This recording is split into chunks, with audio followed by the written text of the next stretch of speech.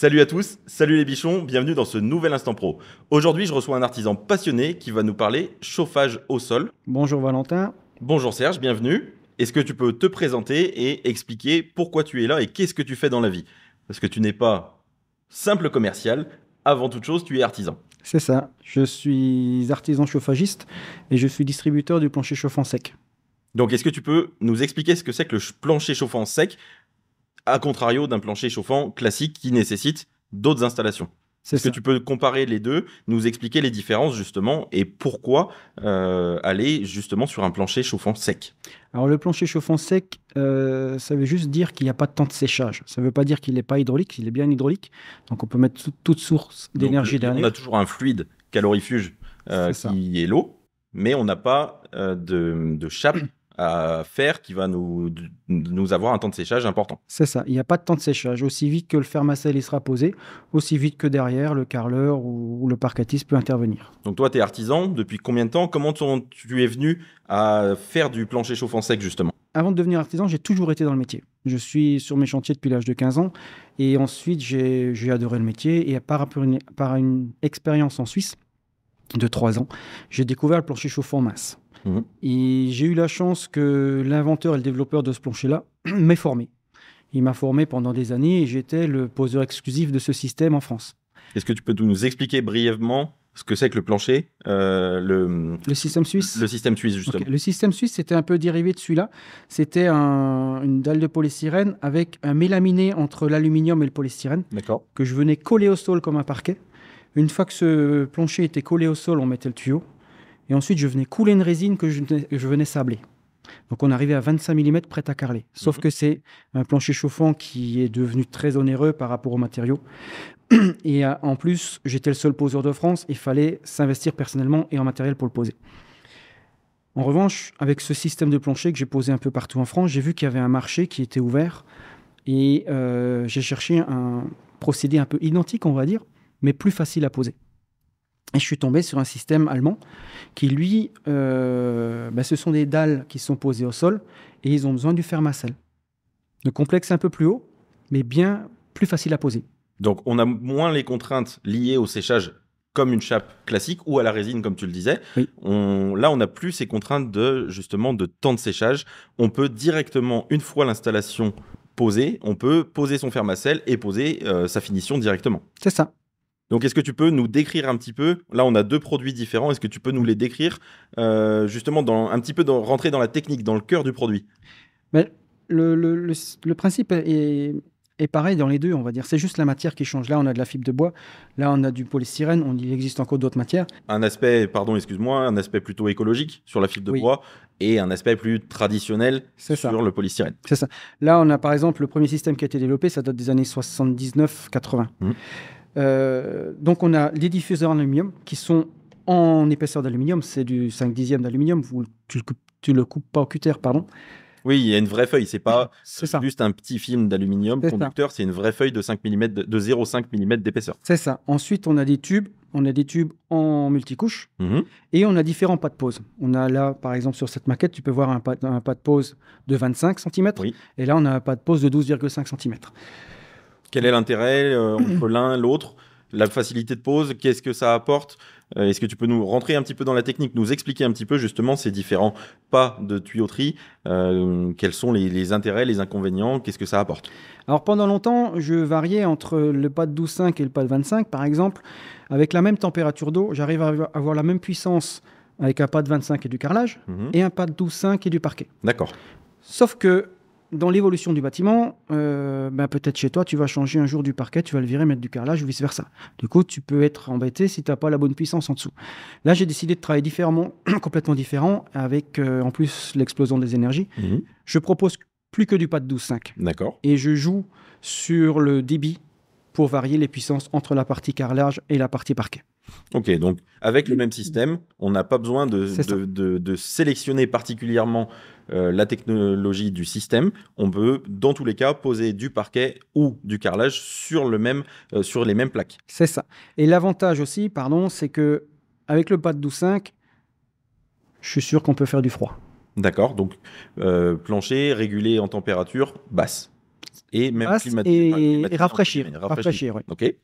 On n'a pas parlé d'épaisseur de pose parce que c'est l'un des points qui, moi, me semble significatif, en dehors de la facilité de mise en œuvre, je dirais, on va en reparler, mais surtout les épaisseurs mini que tu peux proposer, que ce soit en pose en neuf ou en rénovation. Alors, en rénovation, la pose mini, on a le même système en 19 mm. D'accord. Donc, à partir de 19 mm, si on vient mettre un fermacelle, on arrive à 39 mm prêt à carreler, où on a un système avec une natte et puis un genre de réagréage dessus spécial, où on arriverait à 23-24 mm prêt à carreler. Donc on arrive à descendre encore, par contre on n'est pas sur la même technologie. On n'est pas sur la même technologie, et puis il y a des contraintes mécaniques, c'est-à-dire on ne peut pas mettre n'importe quel carreau parce qu'il faut qu'ils aient des résistances mécaniques. Le plancher chauffant sec, c'est très intéressant sur tous les domaines d'ailleurs, mais il a quand même quelques contraintes mécaniques auxquelles il faut qu'on fasse attention. Forcément, on a toujours la dilatation, les problèmes de chauffe-refroidissement, il faut que le produit puisse vivre. C'est justement ce qu'on disait avant de démarrer. Explique-nous un petit peu justement le kit prêt à poser.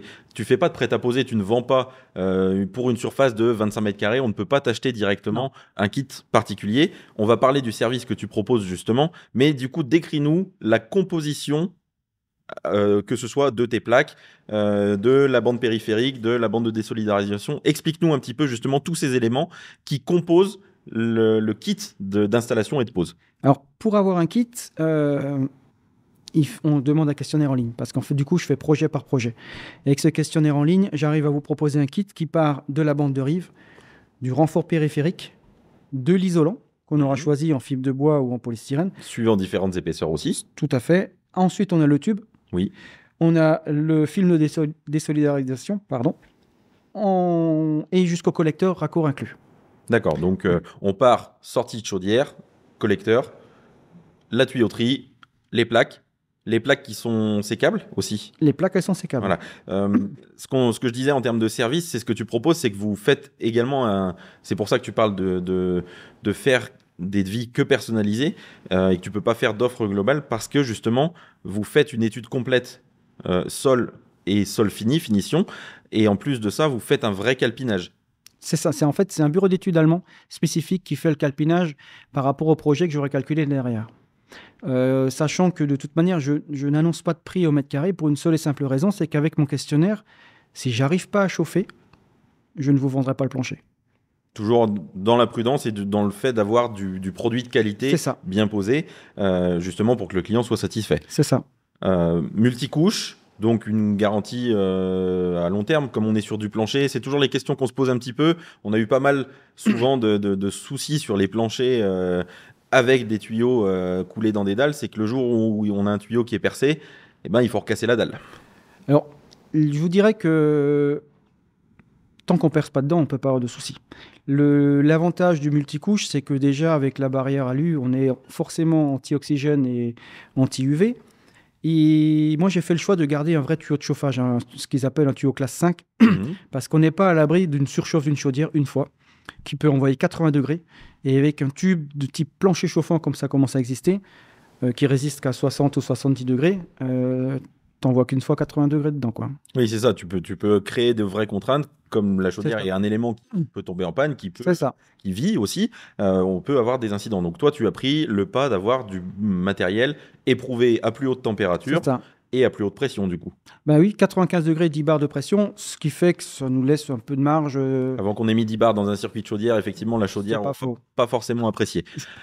On parlait résistance mécanique aussi sur tes plaques, justement. Alors, on a 180 kPa de résistance mécanique sur la fibre de bois. Kilopascal. Kilopascal, c'est ça. Pourquoi 180 ? Parce qu'on avait élaboré des plaques plus denses. On est monté jusqu'à 250 kPa. Mais on s'est rendu compte qu'on a perdu la partie phonique. Parce que plus on rend la plaque dure, plus on perd en phonique. Et l'avantage... Plus elle résonne, pardon, excuse-moi. C'est ça. Je te coupe, mais plus la plaque est dense et du coup dure, Oui. plus elle résonne. C'est ça. Donc les bruits de talons sur le parquet vont être encore plus C'est ça. amplifiés. Excusez-moi pour les talons, mais Oui. mais c'est l'idée, c'est l'idée qu'on en a, si C'est tu veux. ça. Moi, j'ai toujours cette image-là quand on pose du parquet, quand on est dessous et qu'on n'a pas mis une bonne sous-couche phonique. Enfin, c'est vraiment insupportable. Ouais. C'est ça. Et en construisant en fibre de bois en polystyrène, c'est la même chose. Si on est trop dur, on va avoir des résonances phoniques. Et donc, on a une différence de résistance Oui. entre la fibre de bois et le polystyrène. Oui, parce que le polystyrène, on l'a mis plus dense parce qu'il n'y a pas eu de... On s'en sert pas comme étude phonique, on s'en sert pas comme isolant phonique, alors que la fibre de bois, on s'en sert comme isolant phonique. D'accord. Dans des pays comme la Suisse et la Hollande, il y a des normes phoniques. Donc, ce qui fait que ce produit rentre très bien en considération avec le côté phonique. Donc, si on était avec du 250 kPa, on perd tout le côté phonique. Voilà, donc juste les 10 kilopascales d'écart entre les 200. Il y en a plus. Non, 180, pardon, 180, sur celui-ci, excuse-moi. Entre 180 et les 250 kilopascales sur d'autres systèmes, tu rentres en résonance et tu as quelque chose qui fait beaucoup de bruit. C'est ça. Sur le produit, bon, bah, les intérêts, ils sont quand même assez nombreux. Facilité de mise en œuvre, on le disait. Oui. Un produit avec une hauteur réduite. Qui nous permet justement en rénovation, quand on n'est pas obligé de casser une chape complète, de pouvoir retravailler directement sur notre support. Quels sont les autres avantages justement? Déjà, l'avantage du produit, c'est qu'on peut le mettre sur tout type de support du moment qu'il soit lisse, plan et stable. C'est-à-dire on peut le remettre sur un ancien carrelage, on peut le remettre sur un ancien parquet du moment qu'il ne grince pas, qu'il est stable. On peut le mettre sur une dalle du moment qu'elle est... Plancher OSB ou en neuf, par exemple? On peut aussi. On peut mettre sur tout type de support parce qu'avec le Fermacell, on est en désolidarisé, on est en flottant. Donc les plaques, elles sont posées au sol et le Fermacell est posé sur le... Tout est désolidarisé, tout peut travailler. Oui, en plus, on parlait en termes de facilité de pose, c'est que rien n'est collé. Oui. L'avantage aussi justement du multicouche, c'est que quand le chaud va dans le tuyau, que le tuyau se dilate, mais il ne craque pas. Et phoniquement, on ne l'entend pas. Alors qu'un PER, on l'entend se dilater. Un multicouche, on a fait le choix pour qu'on ne l'entende pas. Aussi pour la pose, le fait qu'il y ait une lame alu, il y a une mémoire de forme. On a plus facile à poser un multicouche avec une mémoire de forme qu'un PER qui, lui, va partir un peu dans tous les sens. Pour ce qui est de la pose du plancher, du moment qu'on a un bon support, lisse, plan et stable, la seule chose qu'il faut respecter après, c'est prendre du temps. Oui, c'est ça, c'est ce qu'on disait, prendre le temps de le poser. Comme il y a un calpinage qui est fait, c'est ça. Il y a une facilité, je dirais, de mise en œuvre. On fait du Lego, on fait de l'assemblage. Non seulement on fait du Lego, et en plus, c'est ce qu'on parlait tout à l'heure, je mets l'artisanat au service de la distribution. C'est-à-dire que si le client l'achète, qu'il soit particulier ou pro, je suis derrière pour l'assister. Je suis derrière pour l'assister en lui prêtant des outils pour la partie polystyrène, et je suis derrière pour l'assister pour suivre le calpinage, pour lui expliquer comment déchiffrer le calpinage. Après, ça arrive aussi que les gens me disent « Ah ben, j'ai oublié de vous mettre ça sur le plan, ça sur le plan. » Eh ben, je suis dispo pour leur expliquer comment est-ce qu'ils s'adaptent eux. Voilà. Donc, c'est ce qu'on disait, l'intérêt d'avoir un artisan avant toute chose, et là je parle de toi, c'est que tu connais ton produit, tu connais les contraintes des chantiers, et du coup, toi, le service complet que tu proposes, c'est effectivement le service clé en main, installation comprise, le service de distribution et de vente du produit, avec prêt d'outillage justement pour la mise en œuvre, et l'accompagnement. Donc, de l'établissement du devis jusqu'au SAV, entre guillemets, tu es là, disponible et joignable. C'est ça. Sur des très gros projets, je me déplace à former les gens une demi-journée, il n'y a pas de souci. Donc, Serge, on a pas mal parlé du produit, des différentes caractéristiques. Le premier message que tu voulais faire passer aujourd'hui, c'était pas forcément celui-ci. Est-ce que tu peux justement nous faire passer ton message et faire passer ton message au bichon? Le message et pourquoi je suis ici. Une partie, c'est que je veux développer un réseau de professionnels. Je suis à la base artisan, mais je deviens distributeur et maintenant j'ai besoin d'installateurs partenaires. Des installateurs qui veulent se différencier de son voisin, qui veulent se différencier avec d'autres produits. Donc développer un réseau d'artisans, on le disait tout à l'heure, tu es toi basé en Alsace. Oui. Le but, il est de nationaliser, d'avoir des artisans aux quatre coins de la France. C'est ça. D'avoir des artisans, parce que je commence à avoir de plus en plus de demandes de particuliers qui, effectivement, je fais la pause, mais ils estiment quand même que je suis encore trop loin. Quelqu'un qui vient de Toulouse, il hésite à 2 fois à poser le plancher s'il n'a pas quelqu'un de local. Le service de proximité, quand on va voir un artisan, c'est l'un des principaux C'est ça. sujets. Moi, mon but, c'est de développer des artisans, c'est pas de les court-circuiter. Je propose mon service à des particuliers, certes, ceux qui trouvent pas d'artisans, mais mon but, c'est de développer l'artisanat et de les assister, Bien sûr. d'apporter mon expérience à ces gens-là. Donc toi, en tant qu'artisan, te dédier, spécialiser un peu plus sur justement la distribution et d'avoir un réseau d'artisans qui connaît tes produits et qui est capable de les poser dans les règles de l'art. C'est ça. Encore une fois, on le disait, c'est une installation qui se fait pas en un claquement de doigts. Ça prend un peu de temps. C'est toute la base. C'est toute la base de ce plancher chauffant. Il faut prendre le temps. C'est ce que je dis à tout le monde d'ailleurs. Si pour bien poser le plancher chauffant, il n'y a qu'une règle à respecter, c'est prendre le temps. Ce plancher chauffant, il faut juste qu'il y ait un sol lisse, blanc et stable. Mhm. Et après, prendre le temps. Suivre les indications qu'on a données. Si jamais vous en oubliez une, ben vous m'appelez. L'artisanat, il est fait pour ça. Je ne veux pas dire vous pouvez m'appeler à toute heure, mais je n'ai pas des heures de bureau qui font 9h, 16h, on va dire comme ça. Oui, comme tout artisan, c'est-à-dire que ta journée commence normalement tôt le matin C'est ça. et elle se finit quand elle se finit. C'est ça. Ensuite, c'est pareil, on prête des outils et puis les outils, ben, les gens, ils le gardent le temps que dure le chantier. Il dure 8 jours, il dure 8 jours. Voilà, et si les gens ils mettent plusieurs temps à le faire, bien souvent les gens ils prennent un chantier complet et puis ils font pendant un temps un étage et pendant un autre temps l'autre étage. Oui, bah c'est les contraintes aussi liées à C'est ça. la rénovation ou même C'est ça. la création, le neuf. Bah, on est tributaire de plein de choses. C'est ça. Donc, quand on attaque un chantier, malheureusement, on ne le finit pas toujours dans les délais impartis parce qu'on a d'autres contraintes. Et du coup, moi, je m'adapte, vu que je connais le principe du bâtiment avec ses plannings qui sont à... Comme tu es du métier et que tu es un homme de terrain, tu sais les contraintes qui sont liées à ça et du coup, tu t'adaptes aussi. C'est ça.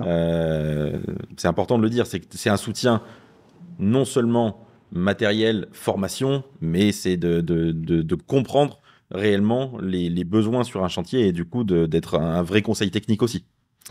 Mais technique et puis suivi au cas où la personne se pose une question, quoi. Mmh, bien sûr. Donc, ouais, et puis je trouve que ça fait partie, on peut pas se permettre de distribuer un plancher chauffant et puis laisser les gens seuls avec, c'est pas possible. Ouais, bien sûr.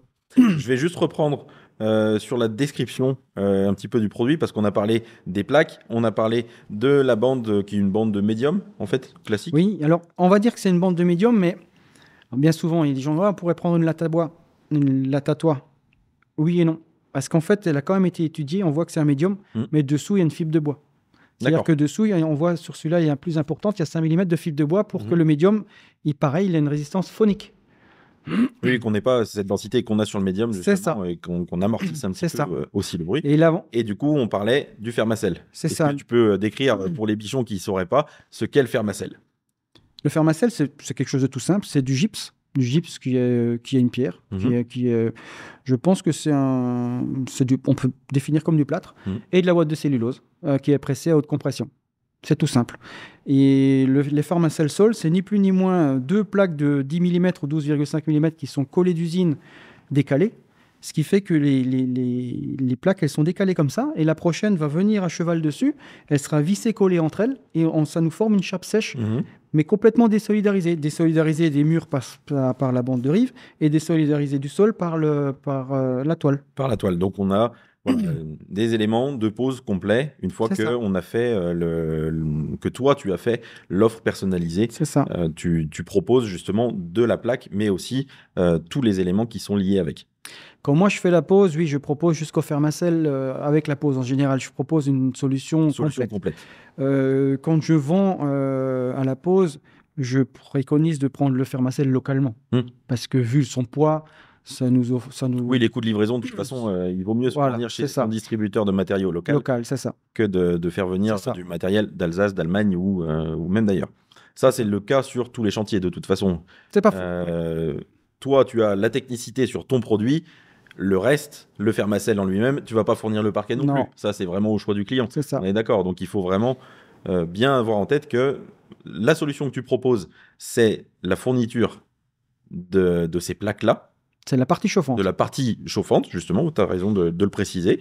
Et qu'après, le reste, c'est complémentaire et que tu peux proposer, toi, l'installation complète jusqu'au fermacell, mais que du coup, ton cœur de métier, il est vraiment sur ce produit-là.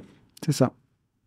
Serge, est-ce que tu as d'autres choses à rajouter? Est-ce que j'ai oublié quelque chose? Je veux juste rajouter une parenthèse sur le principe du plancher chauffant sec où tout le monde, beaucoup de gens s'imaginent que c'est uniquement dans la rénovation. Mais en fait, il s'adapte de plus en plus dans le neuf. Dans le neuf, pourquoi? Parce qu'on réagit aussi vite que les apports gratuits. Et on a tellement bien isolé et tellement mis d'inertie dans les murs maintenant qu'il faut qu'on ait un système de chauffage qui réagit très vite. Et là, le plancher chauffant sec, il s'adapte très bien. On a moins cette inertie, on arrive à réguler justement beaucoup plus facilement. Totalement. En jour-nuit, par exemple, ou en apport de soleil en lumière naturelle, on peut réguler et se dire, bon, bah, je diminue ma boucle. On n'a pas parlé techniquement du type de pose. Au niveau des boucles, on est en pose en échelle. On est en pose en échelle, effectivement. Alors, on a chez nous en France, effectivement en France, beaucoup l'habitude de poser en escargot. Et l'avantage de poser en échelle, c'est que si on devait mettre une caméra thermique dans une pièce, on s'aperçoit qu'avec une pose escargot, si on met une caméra thermique sur la pose escargot, on a une dalle qui est complètement uniforme, mais qu'on a des déperditions qui sont plus importantes sur les murs extérieurs. D'accord. Si on fait une pose à échelle, on mettra toujours l'allée vers le mur extérieur. Donc, ce qui fait que si on met la caméra thermique, on s'apercevra que le plancher chauffant, il est plus chaud vers l'extérieur que vers l'intérieur. Mais par contre, la température ambiante, elle sera homogène. Et par dissipation, en fait, on va prendre la périphérie, chauffer plus la périphérie, par dissipation, chauffer du coup le centre pour avoir une chaleur uniforme. La chaleur, elle sera uniforme au niveau de l'ambiance. Elle ne sera pas uniforme au niveau de la dalle, mais elle sera uniforme au niveau de l'ambiance. Alors qu'avec un système escargot, on ne s'en rend pas compte, mais la chaleur est uniforme au niveau de la dalle, mais pas au niveau de l'ambiance. D'accord. Donc c'est important techniquement aussi de comprendre pourquoi poser en échelle et pas forcément poser en escargot. Oui. Chose qu'on n'a peut-être pas assez dite. Admettons que moi je sois un client particulier, quelles sont les différentes étapes pour du besoin, de la demande, jusqu'à la réalisation du plancher? Alors la première étape, c'est que je vais t'envoyer sur notre site internet où on a un questionnaire pour une demande de devis parce que j'ai besoin d'éléments. Je fais un calcul de dimensionnement et j'ai besoin d'éléments. Ces éléments, ils sont simples. Je vais déjà avoir l'adresse du projet qui va me donner le département et l'altitude, qui va me faire correspondre à une température. Et ensuite, tu vas répondre à une question, comment que tu estimes ton bâtiment isolé? Ça va me donner une deuxième indication. Et après, tu vas me faire une dénomination des pièces. Et j'ai besoin de savoir dans quelle pièce tu veux du parquet, du revêtement, de la moquette, du carrelage. Parce que sous chaque élément, j'ai différentes puissances pour sortir, j'ai différentes températures éventuellement pour sortir la puissance. Et à partir de là, je fais un dimensionnement de faisabilité. Une fois que ce dimensionnement de faisabilité il est fait, je peux te faire une offre qui va te correspondre à ton projet par rapport à ce questionnaire. Si on tombe d'accord sur l'offre, on fait faire, tu m'envoies un croquis. Oui. Je n'ai pas besoin d'un plan d'architecte ou quoi que ce soit. Tu m'envoies un croquis avec toutes les cotes, mais toutes les cotes, c'est-à-dire même les entraxes de porte, la dimension de porte. Et moi, je refais un plan informatiquement. D'accord. À partir de là, ce plan informatique, je l'envoie en bureau d'études spécifique en Allemagne, qui fait un calpinage, que je te renvoie pour valider ou modifier. Si jamais tu as encore une idée, tu te dis « Ah merde !» Bon, on remodifie le plan de calpinage. Une fois que tu m'as validé le plan de calpinage, on fait préparer le matériel en Allemagne. Et quand il est prêt, on te passe un coup de fil. Voilà, tu peux être livré... Donc voilà, demande de devis. C'est ça. Et établissement du projet avec les caractéristiques techniques de sa maison, de son bien, maison ou appartement. Étude de ta part. Validation du dossier technique du calpinage. Expédition. C'est ça. Et mise en œuvre. Voilà. Après, la mise en œuvre, ça sera au choix de qui c'est qui va. Après, c'est soit toi qui fais l'installation, soit le client lui-même qui peut le faire, soit un installateur qui peut venir finir. Voilà. On l'avait peut-être pas assez dit, effectivement. Il y a un processus, il y a une trame à suivre justement pour faire les choses dans l'ordre et pour avoir un produit conforme à ce qu'on veut. En fait, je suis cette procédure parce que je ne vendrai pas un plancher chauffant qui ne te chauffe pas. J'ai des projets, par exemple, où les gens sont à 2000 mètres d'altitude et puis qui me marquent maison mal isolée. Tu prends déjà des risques de base. Je ne vais même pas leur vendre. Par contre, je prends le temps de les appeler pour leur demander s'ils ont d'abord comme projet pour isoler. Bien souvent, ils en ont et ils ont oublié de me dire oui, c'est vrai qu'on l'a noté comme elle est maintenant.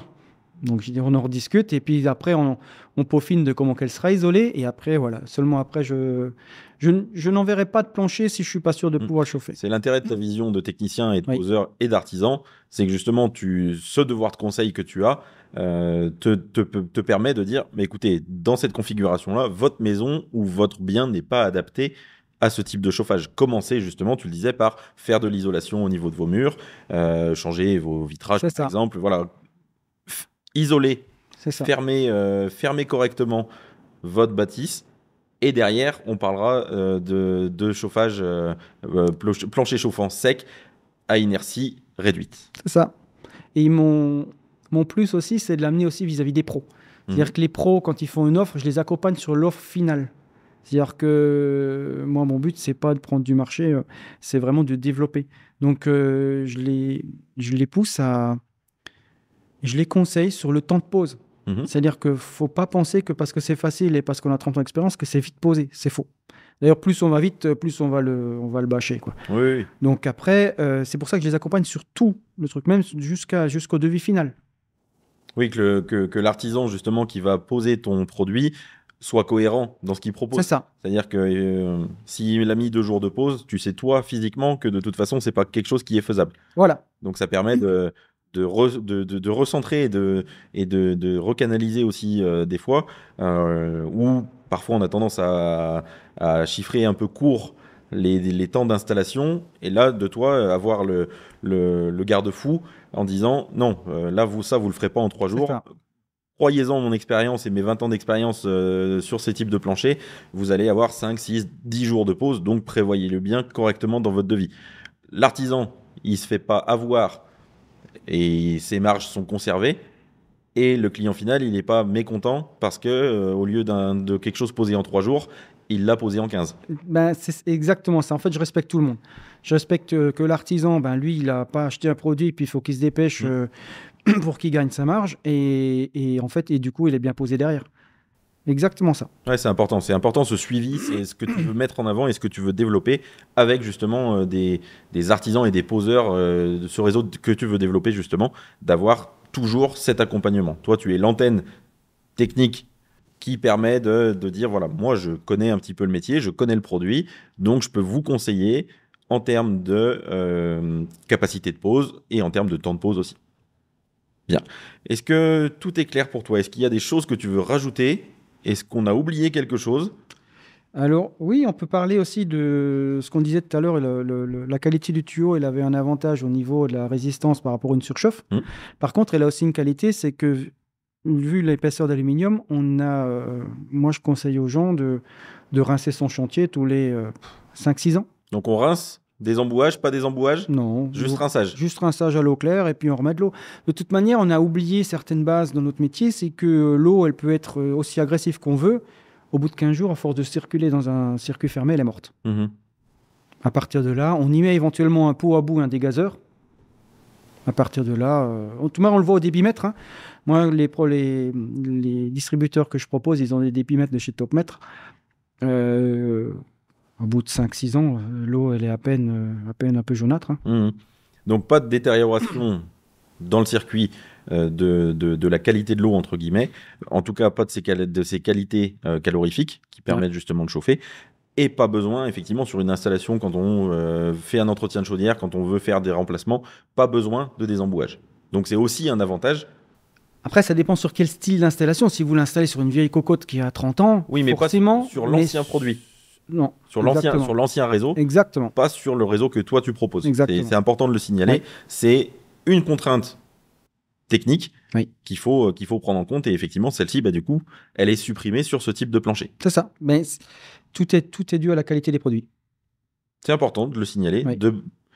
Encore une fois, le rapport qualité-prix, quand on veut du produit haut de gamme, ça a toujours un coût. C'est un coût et une durabilité. Tout à fait.